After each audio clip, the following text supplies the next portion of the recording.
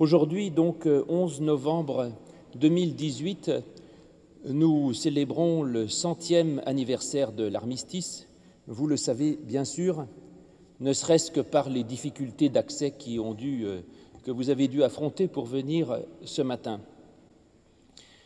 À ce sujet, je ne vous ferai pas ni de leçons de morale, ni de grandes affirmations. Si vous voulez entendre parler des gens très sûrs d'eux, vous faites 200 mètres, vous allez à l'Arc de Triomphe et là vous entendrez des tas de discours disant ce qu'il est tout à fait correct d'entendre pour ce jour-là.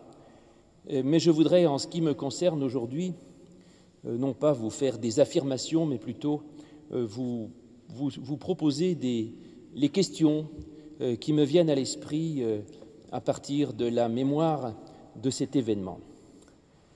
11 novembre 2018, centenaire historique du 11 novembre 1918, et nous voulons faire mémoire de nos morts pour la France.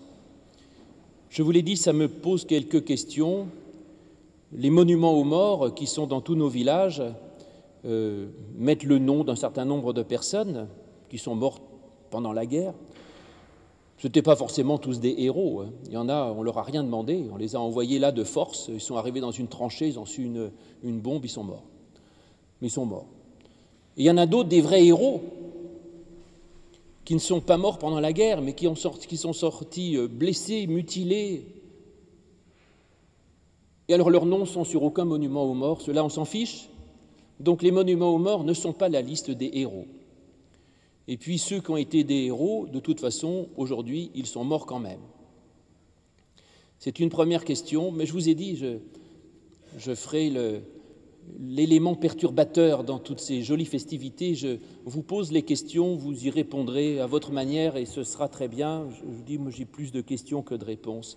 Mais cela dit, je comprends qu'on puisse, pour essayer de justifier, de dire oui, il ne faut pas oublier tant de vies fauchées, 1,5 million de jeunes qui auraient pu avoir une histoire, qui auraient pu avoir des enfants peut-être, des petits-enfants, dont la vie a été stoppée par une balle, par un éclat d'obus. Et donc il est juste de dire que même s'ils n'ont pas eu de descendance, même s'ils n'ont pas eu de vie après la guerre, néanmoins nous ne les oublions pas. Et leurs noms sont inscrits là dans un tableau dans notre église, vous pourrez les voir, il y en a un certain nombre, des jeunes de notre église qui sont morts pendant cette guerre. Et leurs descendants ne sont pas là puisqu'ils sont morts, mais on ne les oublie pas. D'ailleurs, je vais vous dire une chose, Dieu se souvient de chacun de nos enfants, de chacun de ses enfants, et il est bien effectivement que nous aussi, nous ne les oublions pas. Mais je voudrais vous poser encore une autre question insidieuse et vous dire, ces jeunes, ils sont morts, pourquoi ? J'ai du mal. Pourquoi sont-ils morts, en fait, ces jeunes ? Alors, on nous recite là régulièrement, c'est une phrase magnifique et grande du maréchal Foch qui dit « Rendons mémoire et honneur à ces jeunes qui sont morts pour la liberté ». Ces jeunes sont morts pour la liberté. C'est grand et beau, mais je ne comprends pas. Je ne vois pas du tout, personnellement, je ne vois pas. Je ne vois pas la liberté de quoi. Alors si je crois comprendre, en me replaçant dans le contexte, parce qu'effectivement, on disait autrefois qu'on s'était battu, pour l'Alsace et la Lorraine, voilà. Et on parle de la libération de l'Alsace et de la Lorraine. Ah, voilà un beau combat. Et là aussi, j'ai des questions parce que, dans le fond, je suis très naturellement patriotique. Donc je suis très heureux que Strasbourg soit français. Et très heureux que le contour de notre France soit si régulier, si hexagonal, si beau. Donc, ça m'embêterait beaucoup que l'Alsace et la Lorraine soient allemands. Libération de l'Alsace et de la Lorraine. Est-ce que vraiment c'est une infamie que d'être allemand ? Est-ce que les Allemands rêvent d'être français et regardent vers nous en se disant « Ah, voilà un peuple libre et nous sommes un peuple asservi ». Asservi par quoi, par qui ? Je ne sais pas. Alors donc, je ne vois pas trop cette histoire de liberté. Bon, admettons. Alors aujourd'hui, on récupère ces commémorations en disant « Ces enfants, ces jeunes ont combattu pour la paix ». Voilà, c'est ça, les discours, je pense, Dommage, je ne peux pas être en même temps à l'Arc de Triomphe pour essayer de faire l'analyse des discours politiques qui vont être faits, bien pensants, mais aujourd'hui, c'est ce qu'on dit, ils ont combattu pour la paix.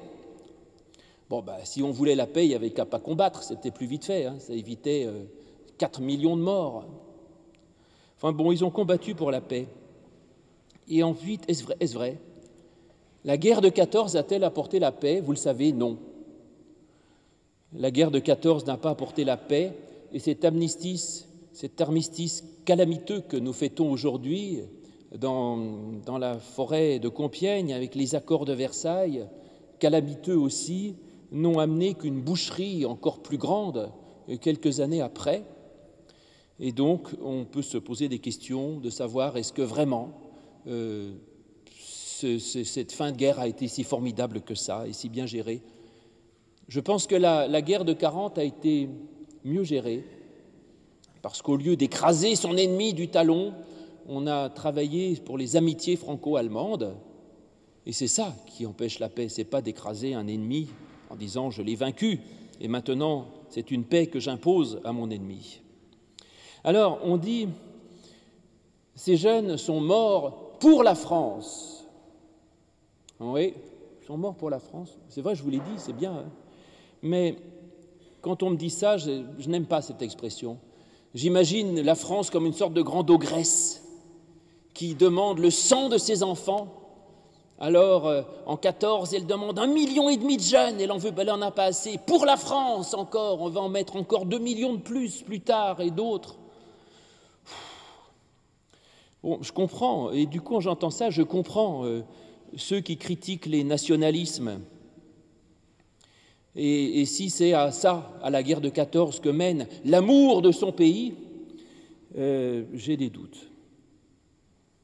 Alors je continue à chercher quand même une bonne raison d'être heureux le 11 novembre, parce que là je casse un peu l'ambiance, mais 11 novembre, on fête quoi? Ah oui, alors si, on fête la fin de la guerre. Alors ça, je veux bien l'entendre, oui. On fête la paix. Ouf, la fin de la guerre. Bonne nouvelle. 1,5 million de tués, plus encore de blessés, de traumatisés, un paysage français ravagé. Et oui, on fête la fin de la guerre. Et là, je dis, ouf, ça c'est bien, célébrer la paix. Alors si le 11 novembre, c'est la fête de la paix, alors oui, je fête avec joie le 11 novembre. Parce que c'est vers ça que nous voulons tourner nos yeux, c'est à cela que nous aspirons, c'est de vivre en paix, et c'est d'être en paix et dans un pays en paix. Et donc pour moi, voyez-vous, le 11 novembre, ça n'est pas une victoire, ce n'est pas la fin définitive des guerres, c'est une fin momentanée, mais c'est un juste retour à la paix. Donc ça, d'accord. Admettons, 11 novembre, fête de la paix, ça me convient, mais alors pourquoi les Allemands ne fêtent-ils pas le 11 novembre ? Pourquoi les Allemands ne fêtent-ils pas le 11 novembre? Si c'est la fête de la paix, eux aussi, j'imagine que les Allemands, quand la guerre de 14 s'est arrêtée, les pauvres gars dans les campagnes envoyés dans les tranchées n'avaient rien demandé non plus. Et ils ont dû être quand même extrêmement heureux que la paix revienne et qu'on arrête de massacrer les enfants des campagnes ou des villes. Alors pourquoi les Allemands ne fêtent-ils pas le 11 novembre? Alors quand je pose la question, on me dit « Ah, parce qu'ils ont perdu !» Ah, donc ça voudrait dire qu'en fait, nous, on ne fête pas tant la paix qu'on fête la victoire.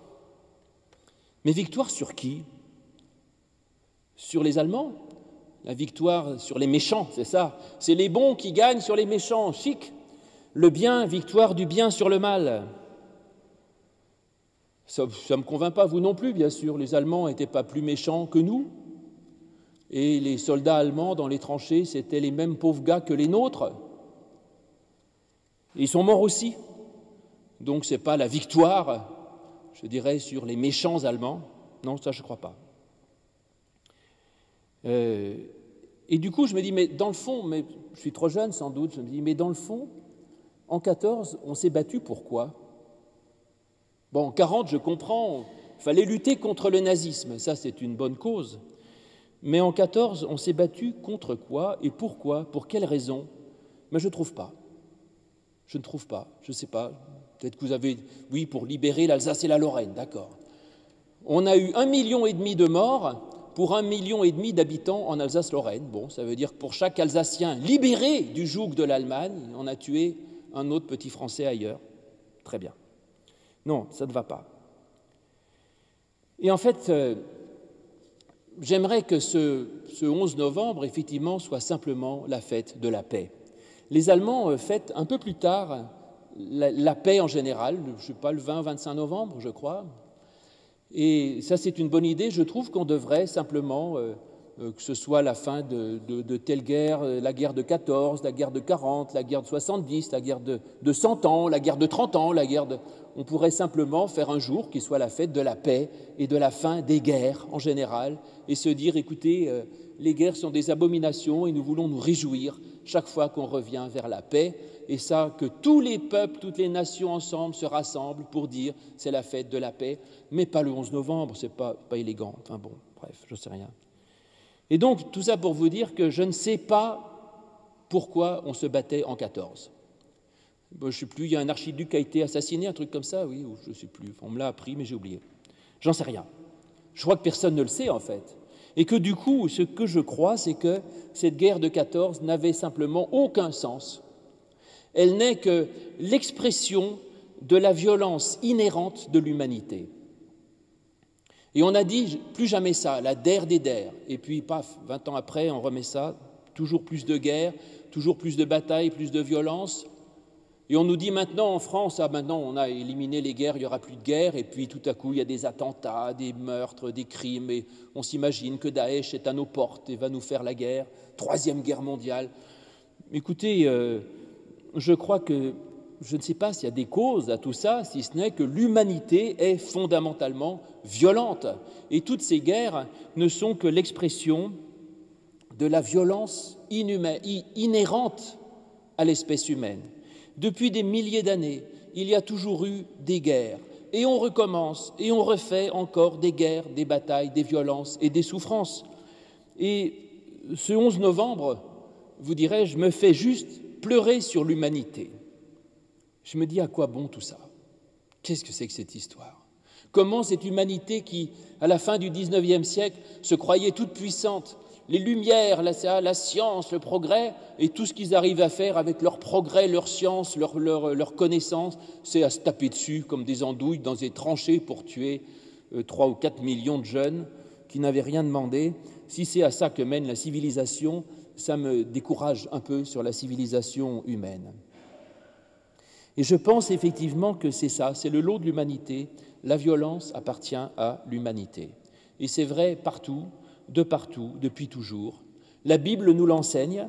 Nous l'avons entendu tout à l'heure, Caïn et Abel, voilà, ils sont 4 au début, ils arrivent à se mettre sur la gueule et il y en a un frère qui tue l'autre.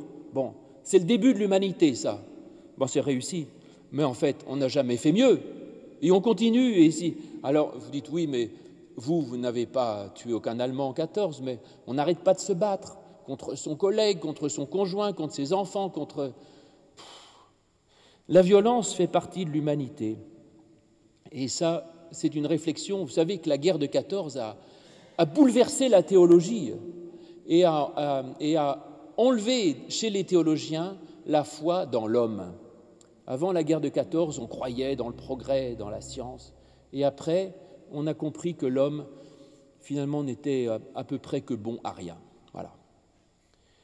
Alors, que dire de ça? Il y a de la violence dans l'humanité, il y aura toujours des guerres et des bruits de guerre. C'est ce que dit Jésus, vous savez. Il y aura toujours des guerres et des bruits de guerre, mais ne vous faites pas de soucis. Ce n'est pas la fin, c'est-à-dire ce n'est pas la finalité, ce n'est pas le but. Le but de l'humanité ne se compte pas sur le nombre de guerres gagnées ou perdues, mais c'est tout à fait autre chose. Et je crois qu'effectivement, nous avons tous été élevés d'une façon curieuse. J'ai relu, l'autre jour, j'ai retrouvé le livre que j'avais d'histoire de France, qui m'avait été enseigné quand j'étais enfant. J'ai réappris l'histoire de France. Et à la fin, je me dis, mais c'est effrayant. L'histoire de France, ce ne sont que des histoires de guerre. Donc l'histoire de France apprise aux enfants, c'est la guerre de 30 ans, la guerre de 100 ans, la guerre de ceci, la guerre de 70, la révolution de 89, que les guerres. Et on dirait que l'histoire n'est que ça. Eh bien je dis non, l'histoire de France s'écrit en dehors des guerres, et aussi dedans, mais en tout cas notre histoire ne se résume pas par nos conflits. Et le 11 novembre, c'est bien parce que justement on fête un non-conflit. Et ça c'est vraiment une bonne nouvelle. Enfin, on fête un non-conflit et pas une victoire. Alors, je vous disais qu'en dire, eh bien d'abord, première leçon de cela, c'est que l'humanité n'est pas grand-chose et elle n'est pas capable de se donner à elle-même le salut. Et donc, n'attendez pas que l'humain vous donne le salut. Ne mettez pas votre foi ni dans un pays, ni dans une nation, ni dans un gouvernement, parce qu'aucun gouvernement de droite ou de gauche ne vous donnera le salut dans votre vie. Et aucune grande puissance mondiale n'est le Messie pouvant donner la paix et la plénitude à ses sujets. Toutes les nations sont relatives et tous nos chefs d'État font ce qu'ils peuvent, mais sont en fait pas meilleurs que nous. Et donc, les politiciens de tout poil essayent évidemment de récupérer le 11 novembre pour dire qu'eux au moins ils sauront garantir la paix. Moi, j'en doute. Ils ne sauront rien du tout, oui. Aucun homme ne peut donner une paix durable, aucun gouvernement ne peut donner le salut à l'humanité, il y a juste des gouvernements un peu moins pires que d'autres. Donc relativisons tout ça et on vit beaucoup plus heureux quand on relativise un peu l'importance des nations et des hommes politiques. Parce que le salut et la paix durable, eh bien, ils ne sont qu'en Dieu lui-même, bien sûr. Je vous l'ai dit, Jésus dit, il y aura toujours des guerres et des bruits de guerre, c'est comme ça, mais ça n'est pas la fin. Ça n'est pas la finalité. Cherchez ailleurs que dans l'humain la paix à laquelle vous aspirez et ne pas trop attendre des hommes est sûrement une bonne philosophie. Ne pas trop attendre que ce soit le monde qui nous fasse justice. Notre justice, nombreux avocats ici, les avocats sont indispensables, les juges aussi, mais la justice ne fait pas toujours justice à ceux qui elle devrait. Elle fait comme elle peut, mais le monde des hommes ne nous fait pas toujours justice. La société ne donne pas toujours à ceux qui le mériteraient ce dont ils ont besoin. Donc notre société est fondamentalement injuste, notre justice injuste, le monde des hommes est injuste, et ce sont les violents qui s'en emparent. C'est comme ça depuis toujours, parce que nous ne sommes pas dans le royaume de Dieu. Alors c'est ça, ce monde dont parle l'évangile de Jean. Vous savez, Jean, quand il parle du monde, entre guillemets, ce n'est pas le monde, nous tous, c'est justement ce monde matérialiste, le monde avec ses plus bas instincts, qui est justement la cause de l'injustice, de la guerre, de la violence, de la souffrance, de l'égoïsme, etc. C'est ça le monde dont parle l'évangile de Jean, qui est mu par des sentiments humains de propriété, de désir de pouvoir, de possession, d'écraser l'autre, de garder toute la place pour soi et ses amis, de revanche, de vengeance, d'égoïsme. Ça, c'est un monde détestable. Et l'évangile de Jean est une bonne nouvelle, puisque Jésus dit « N'ayez pas peur, moi, dit Jésus, j'ai vaincu le monde. » Et le Christ, dans sa prière sacerdotale, vous savez, à la fin de l'évangile, nous invite à ne pas être du monde. Il dit « Les disciples ne sont pas du monde. » Il dit « Vous n'êtes pas du monde. » Parce qu'on peut espérer que vous ayez d'autres motivations que tout cela. Et donc, n'étant pas du monde, forcément, vous souffrez un peu dans ce monde qui vous agresse, mais néanmoins, vous ne devez pas vous retirer du monde, parce que vous êtes appelés à être dans ce monde des ferments de paix et de générosité. Et ainsi, ne perdez pas courage. « Je vous ai parlé ainsi, dit Jésus, afin que vous ayez la paix en moi. Vous aurez des tribulations dans le monde, mais prenez courage, car moi, j'ai vaincu le monde. » Alors certes, vous disais-je, Jésus a vaincu le monde parce qu'il a vécu dans une autre logique que le monde, justement, et il a montré que la paix se trouvait ailleurs. Alors certes, vous disais-je, ce monde matériel dans notre vie, dans ce monde n'est que violence depuis notre naissance, mais il ne faut pas s'y résigner pour autant.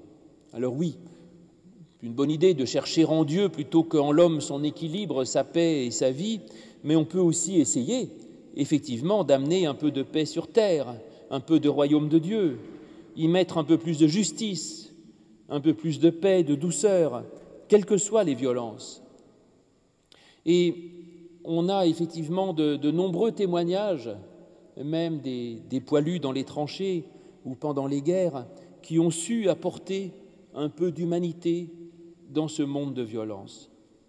Et vous savez aussi qu'un film a été fait qui touche beaucoup les gens, de ces fraternisations qui ont pu avoir lieu ponctuellement entre Allemands et Français au moment de Noël, de part et d'autre des lignes. Et quand on regarde ça, on se dit quelle merveille, enfin un peu de beauté dans un monde de haine, enfin comme une fleur merveilleuse qui fleurit au milieu d'un champ de bataille désertique.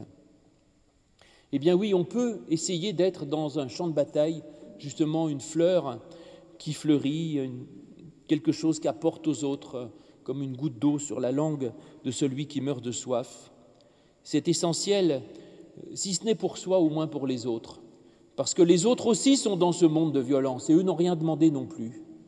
Et chacun de nous avons nos batailles, nos tranchées, nos souffrances, et donc nous avons des camarades ici qui sont là, qui n'ont rien demandé non plus. Et nous souffrons peut-être à notre manière, moins sûrement que ces poilus, mais d'une autre manière. Et il y a aussi à côté de nous un camarade qui souffre et à qui je peux dire une parole d'espérance et de paix.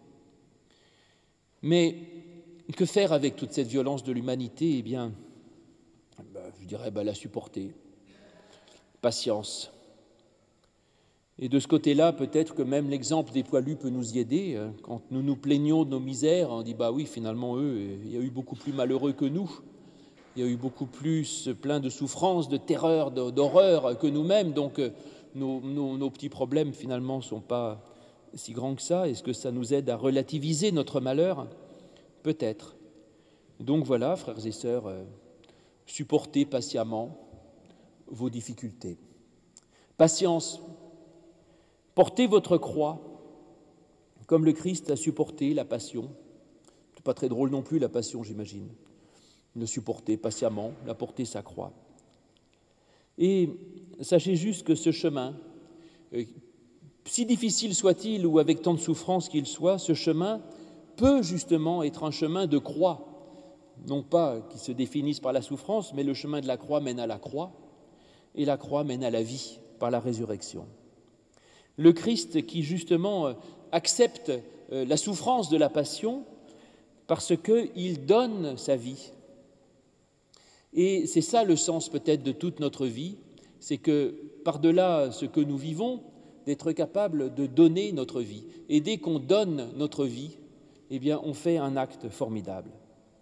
Alors donner notre vie pour ça, oui, c'est bien quand on parle, c'est vrai, de ces soldats qui ont donné leur vie pour la France, mais le danger, c'est pour la jeunesse d'aujourd'hui, il n'y a pas de guerre, donc ils ne peuvent pas être héros ni être marqués sur un monument aux morts. Pas de chance, donc ils sont arrivés au mauvais moment, ne peuvent pas donner leur vie.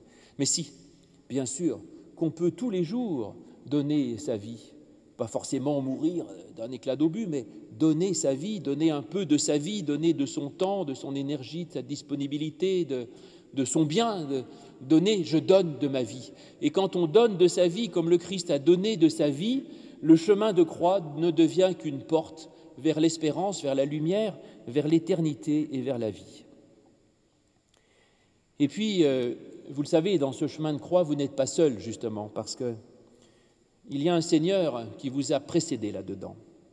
Un Seigneur qui vous comprend, qui vous console, qui vous réconforte et qui est mort pour vous.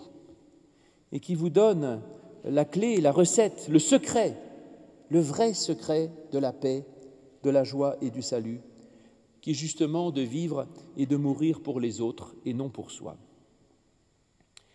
Et pour ça que je vous disais, s'il y a quelque chose dont nous pouvons faire mémoire dans cette journée sombre du 11 novembre, c'est justement la notion de sacrifice et de donner sa vie. Ça, c'est grand et c'est beau. Et c'est peut-être le sens même finalement de tout l'Évangile. Donc ça me convient assez. Et puis enfin, il existe de la violence qui m'est imposée, et je peux la supporter et la transcender, d'accord. Et puis il y a ce que nous enseigne le Christ, je ne sais pas où on peut le glisser là-dedans, sur la violence qui m'est imposée. Quand Jésus dit « Moi je vous dis de ne pas résister aux méchants, si quelqu'un te frappe sur la joue droite, tends la joue gauche ».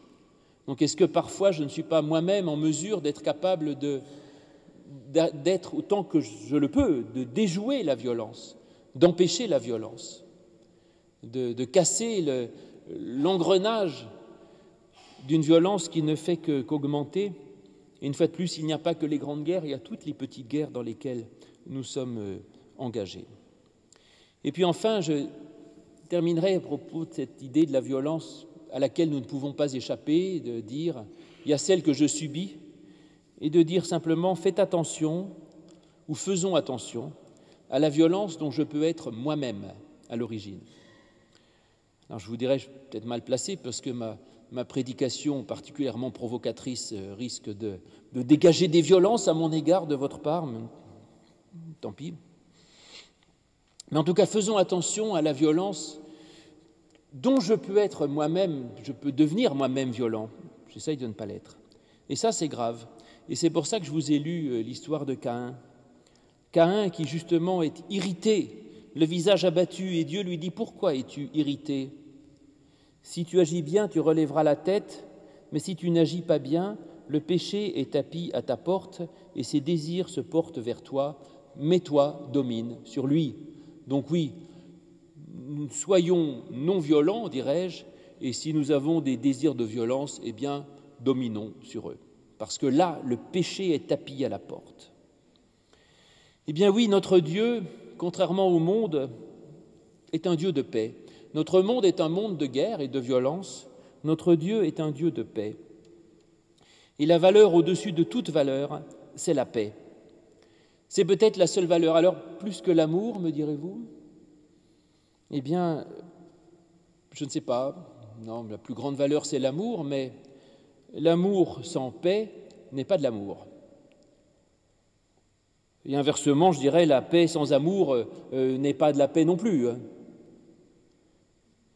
Et donc, en tout cas, je ne sais pas si la paix est la plus grande des valeurs, mais c'est le corollaire indispensable à l'amour, et peut-être qu'on ne parle pas assez de la paix.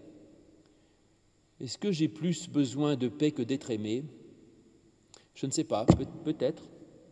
Bon, je vous laisse penser à ça. En tout cas, la paix, c'est vraiment essentiel. La paix, shalom en hébreu, salam en arabe, islam pour la paix. C'est bien de le rappeler aussi. La paix doit être ce vers quoi nous tournons nos regards, et il est bien que nous fêtions la paix politique, mais la paix de l'âme, la paix intérieure, toutes les paix. Et que ce jour-là, nous voulions nous mettre à travailler pour la paix, à œuvrer pour la paix, à nous réjouir de la paix. Être un être de paix, voilà notre vocation. Croire dans un Dieu de paix, voilà notre foi. Et chercher en Dieu la paix dont nous avons besoin pour être en mesure de donner la paix. Et je conclurai par cette béatitude bien connue qui résume tout. Heureux ceux qui procurent la paix, car ils seront appelés enfants de Dieu. Amen.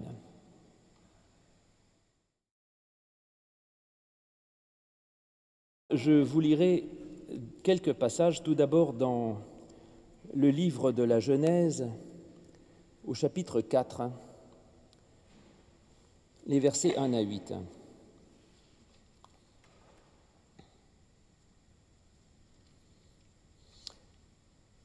Adam connut Ève, sa femme, elle devint enceinte et accoucha de Caïn. Et elle dit, « J'ai mis au monde un homme avec l'aide de l'Éternel. » Elle accoucha encore de son frère Abel. Abel devint berger de petit bétail et Caïn cultivateur.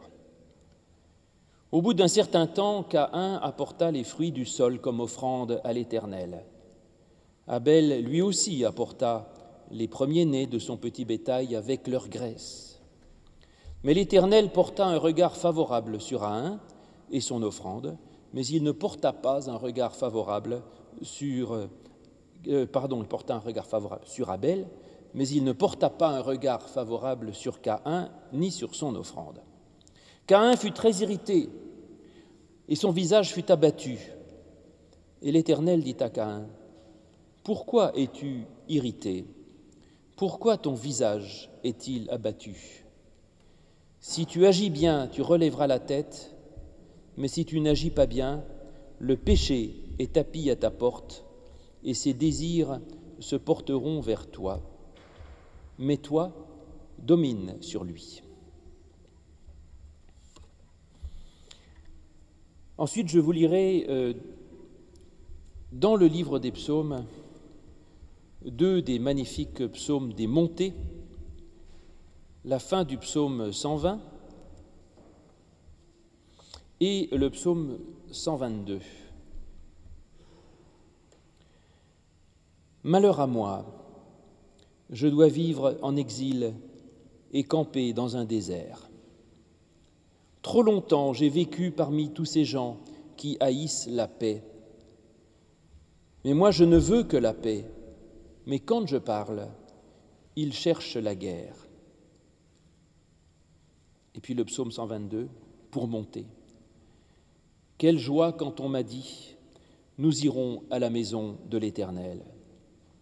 Maintenant, notre marche prend fin devant tes portes, Jérusalem. Jérusalem, te voici dans tes murs, ville où tout ensemble ne fait qu'un. C'est là que montent toutes les tribus de l'Éternel. C'est là qu'Israël doit rendre grâce au nom de l'Éternel. C'est là que le siège du droit, c'est là que siège le droit, le siège de la maison de David. Appelez le bonheur sur Jérusalem. Paix à ceux qui t'aiment. Que la paix règne dans tes murs et le bonheur dans tes palais. À cause de mes frères et de mes proches, je dirai paix sur toi. Et à cause de la maison de l'Éternel notre Dieu, je désire ton bien.